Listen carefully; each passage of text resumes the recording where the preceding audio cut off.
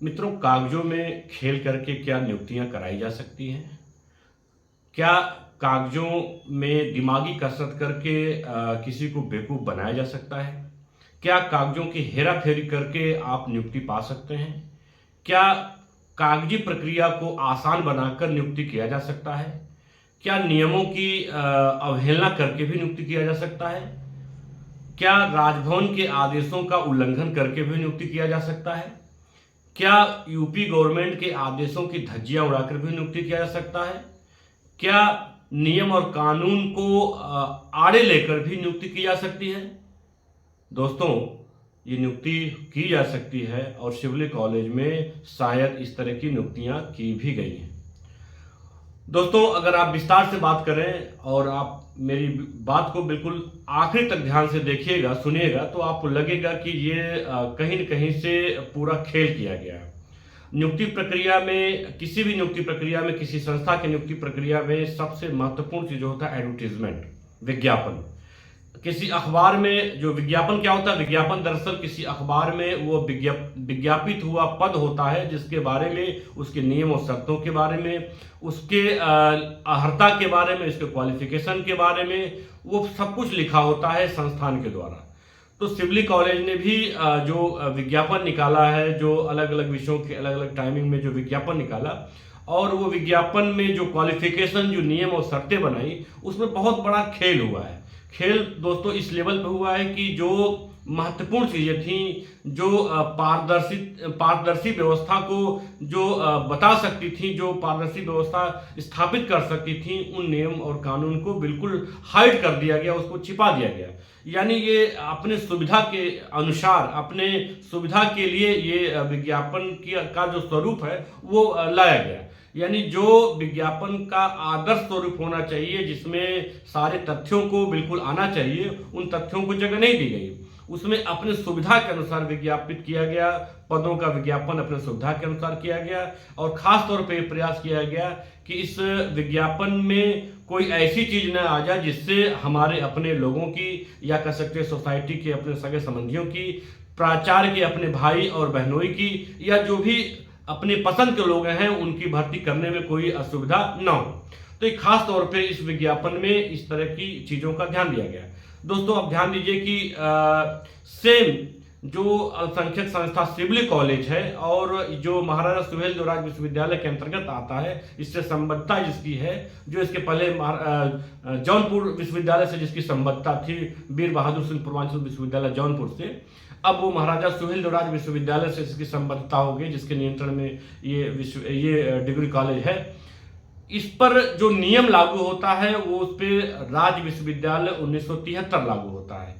राजभवन के जो निर्देश होते हैं, जो गाइडलाइंस होते हैं, जो सर्कुलर होते हैं, जो राजभवन के अपने वेबसाइट पे डाले जाते हैं, और समय समय पर जो भी निर्देश होते हैं वो उनकी वेबसाइट पर डाले जा सकते हैं और उसको देखे जा सकते हैं। तो उसमें जब भी आप देखेंगे तो आपको कोई न कोई नियम, कोई न कोई कानून, कोई न कोई सर्कुलर आपको दिखाई देगा जो भी उस समय आया होता है। और वो इसलिए दिखाया जाता है, डाला जाता है कि वो विश्वविद्यालय उन नियमों को अक्षरशः पालन कराएं, और विश्वविद्यालय स्वयं भी पालन करे और अपने संबद्ध डिग्री कॉलेजों में भी पालन कराएं। इसी क्रम में लखनऊ विश्वविद्यालय की बात करें तो वहां पर भी जो अल्पसंख्यक संस्था उससे जुड़ी है, मुमताज पोस्ट ग्रेजुएट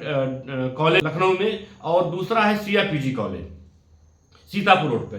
तो दोनों एक अल्पसंख्यक संस्था है और दोनों में भी कह सकते हैं कि भर्तियां हुई हैं, और इसी समय में ये नियुक्तियां 2023 में हुई हैं, और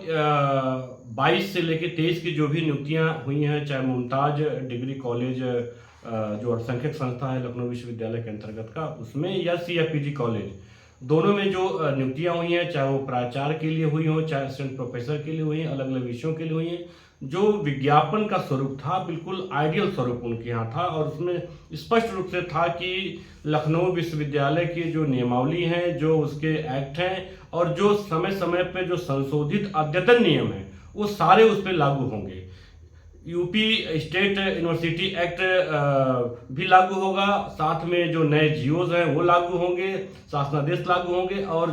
जो राजभवन के जो अद्यतन नियम आए हैं भर्तियों में पारदर्शिता बरतने के लिए, वो भी लागू होंगे। यानी इसका मतलब है कि लखनऊ विश्वविद्यालय में जो भी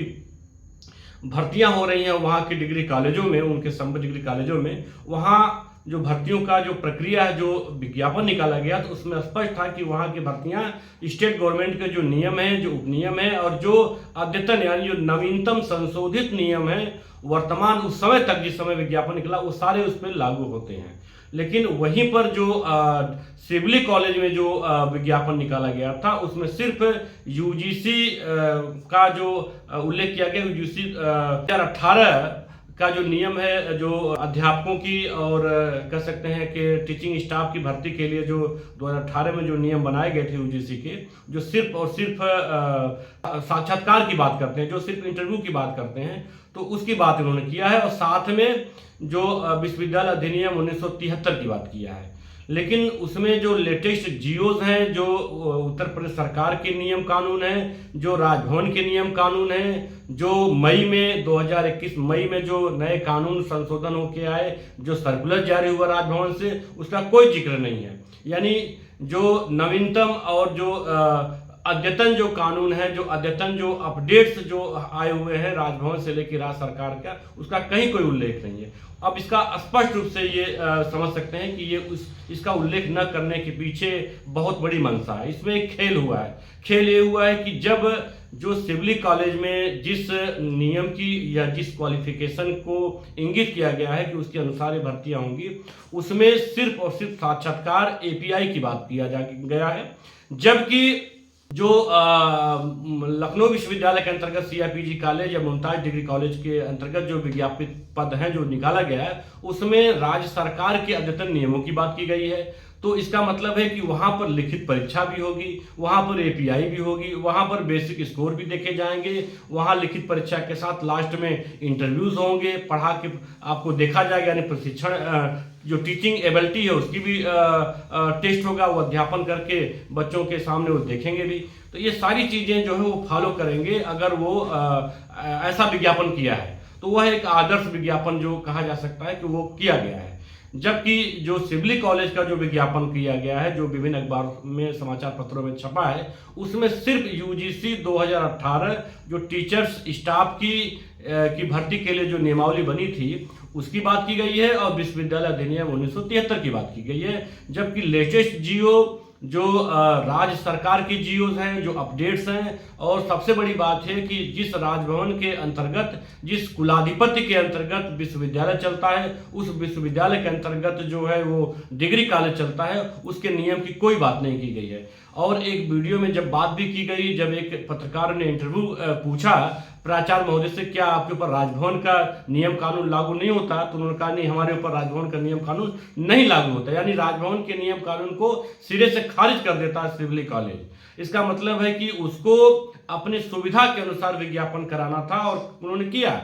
यानी विज्ञापन में ही, यानी जो नियुक्ति प्रक्रिया है, नियुक्ति प्रक्रिया के पहले चरण विज्ञापन में ही खेल कर दिया गया कि इसमें लिखित परीक्षा का कोई झाम ना हो, इसमें और बाकी अर्हता के कोई झाम ना हो, जिससे हम अपने पसंद की, जिससे हम अपने लोगों की, जिससे हम अपने परिवारिक जनों की, जिससे अपने रिश्तेदारों की, जिससे अपने सगे संबंधियों की नियुक्ति हम जो है कर सकें। हम इंटरव्यू को दिखा सके, एपीआई को दिखा के कर ले आएंगे। अब उसमें लिखित परीक्षा होगी तो उसमें जाहिर सी बात है योग्यता सामने आ जाएगी। आपको उस लिखित परीक्षा कराने के बाद उसमें से जो एक पद के सापेक्ष आपको 10 लोगों को बुलाना पड़ेगा, बाकी लोग छट जाएंगे लिखित परीक्षा में, और उसमें अगर आए भी तो फिर उसके बाद 10 लोगों के बुलाए जाएंगे, उसमें 10 में आप आते हैं कि नहीं आते हैं, तो इतना फिल्ट्रेशन हो जाएगा कि उसमें संभावना कम बनेगी। तो ये पहले चरण में, यानी केवल आपको प्राथमिक तौर पे ही देखा जाए कि ये पहले चरण में विज्ञापन के समय ही खेल कर दिया गया। दोनों का विज्ञापन आप अगर देख लें तो आपको समझ में आ जाएगा कि विज्ञापन की लैंग्वेज क्या है। विज्ञापन की भाषा ही बता दे रही है कि ये इसमें बहुत बड़ा इसमें खेल किया गया है और इस खेल के द्वारा ये पूरा का पूरा जो 55 नियुक्तियों में खेल कर दिया गया है। तो दोस्तों ये आपको जानना बेहद जरूरी है कि एक ही स्टेट है, उस स्टेट का नियम कानून अधिनियम पूरे प्रदेश के विश्वविद्यालयों पर लागू होता है। उस विश्वविद्यालय के अंतर्गत जो भी कॉलेज हैं उन पर लागू होता है समान रूप से। राजभवन के अंतर्गत यानी कुलाधिपति महोदया के अंतर्गत पूरे वाइस चांसलर आते हैं, यानी विश्वविद्यालय जो स्टेट के आते हैं, तो वो जो भी नियम कानून बनते हैं, जो भी सर्कुलर जारी होते हैं, वो उनकी वेबसाइट पर होते हैं और वो नियम कानून बाध्यकारी होते हैं किसी भी विश्वविद्यालय को उसके ऊपर और साथ में उसके डिग्री कॉलेज के ऊपर। इसी तरह से जो भर्तियों में पारदर्शिता लाने के लिए 2021 में मई में एक मीटिंग होती है, उसमें एक नियम बनता है। स्वयं कुलाधिपति राज्यपाल महोदया जो आनंदी पटेल है, उनके हस्ताक्षर से जारी हुआ कि नियुक्तियां जो भी होंगी अब समान चयन प्रक्रिया से होंगी और ये जो सर्कुलर जारी उनके हस्ताक्षर से किया गया वो समान रूप से सारे विश्वविद्यालयों में लागू होगी। यानी उसमें उन्होंने टेक्निकल जो विश्वविद्यालय उनमें भी, कृषि विश्वविद्यालय उनमें भी और साथ में जो सामान्य विश्वविद्यालय सब पर समान रूप से लागू हो रही हैं और ये नियम तत्काल प्रभाव से लागू हो गया। इसका मतलब हुआ कि उस नियम के अनुसार किसी भी डिग्री कॉलेज में, किसी भी विश्वविद्यालय में सहायक प्रोफेसर की भर्ती करने के लिए केवल साक्षात्कार ही मानक नहीं होगा, उसमें आपको लिखित परीक्षा करनी होगी, स्कोरिंग देखना होगा, एपीआई देखना होगा और उसके पढ़ाने की स्किल देखना होगा। साक्षात्कार का अंक मात्र 10 है। इसका मतलब कि 100 नंबर जो 100 अंक है उसमें से 10 अंक केवल साक्षात्कार है, बाकी अलग अलग डिवीजन करके बताया गया है। तो यहाँ पर जो सिविल कॉलेज है इसमें केवल और केवल साक्षात्कार या एपीआई को इन्होंने देखा है, बाकी लिखित परीक्षा और बाकी जो चीजें हैं उसको नहीं, उन्होंने इग्नोर कर दिया है। क्यों? क्योंकि विज्ञापन इन्होंने ऐसा निकाला था, इस विज्ञापन में ही त्रुटि की गई, विज्ञापन में ही खेल किया गया। मुझे लगता है कि इस आधार पे भी अगर कोई हाईकोर्ट या न्यायालय के शरण में जाएगा तो उस विज्ञापन के आधार पे ही पहली बार में ही हाईकोर्ट समझ में आ जाएगा कि इसमें खेल किया गया है और ये टिकेगा ही नहीं। तो दोस्तों ये मुझे लग रहा है कि बिल्कुल मास्टरमाइंड दिमाग लगा के बनाया गया है कि ये नियुक्तियां हो जाएंगी और इसी में खेल कर दिएगा, क्योंकि हमारे पास एक आखिरी चांस है, इसके बाद आयोग गठित हो गया है, वो सारी की सारी नियुक्तियां उनके पास चली जाएंगी और ये हम कर नहीं पाएंगे। इसलिए लिहाजा इसको फटाफट कर दिया जाए और साथ में जो भी अपने लोग हैं, जो सोसाइटी के रिश्तेदार हैं, जो हमारे प्राचार्य महोदय के रिश्तेदार हैं, जो अन्य दूर दराज के जो सगे संबंधी हैं, जिनको भी भरना है, जिनको भी जैसे भी भरना है, इनको भर दिया जाए। ये हमारे पास आखिरी अवसर है। तो इन्होंने खेल किया और खेल में ये हुआ कि 55 नियुक्तियों को लगभग कर दिया गया और इसमें जांच बैठी हुई है, कमेटी हो गई है, जांच कमेटी बैठ गई है और ये 3 स्तर पर जांच चल रही है। तो ये जो खेल हुआ, जो विज्ञापन के नाम पे जो खेल हो गया है, जो विज्ञप्ति के नाम पर खेल हुआ, ये बहुत ही सीरियस तरह का कह सकते हैं कि ये क्राइम क्रिएट हुआ है और इस पर जांच होनी चाहिए कि क्या ये जो विज्ञापन निकाला गया सिविल कॉलेज के द्वारा एक आदर्श विज्ञापन था, क्या उसमें कुछ छिपाया नहीं गया था, क्या उसमें तथ्यों को हाइड नहीं किया गया है, क्या उसमें जो आदर्श स्वरूप था सारे उसमें नियम और शर्तों को उल्लेख किया गया था, क्या उससे राज्य सरकार के जो नियम है उनका उल्लेख किया गया है, क्या उसमें जो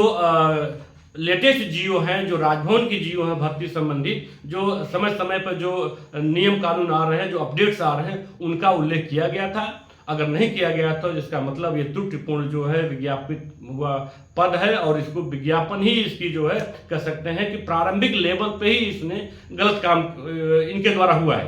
तो ऐसे में जो ये विज्ञापन किया गया ये कहीं से भी उचित नहीं है और इसी आधार पे जो है कोर्ट में इस पे स्टे हो जाएगा, ये टिकेगा ही नहीं। तो मुझे लगता है कि ये जो प्राथमिक चरण है इस पे भी जांच होनी चाहिए कि क्या विज्ञापन, इस तरह के विज्ञापन निकालने के पीछे किन लोगों की मंशा है, मैनेजमेंट कमेटी ने ऐसा विज्ञापन क्यों निकाला और इसके पीछे कौन कौन से लोग हैं। दोस्तों इस पे और भी बात विस्तार से होगी। इस तरह की वीडियो को देखने के लिए हमें लाइक करें, सब्सक्राइब करें और सबसे बड़ी बात यह है कि हमें सब्सक्राइब करें।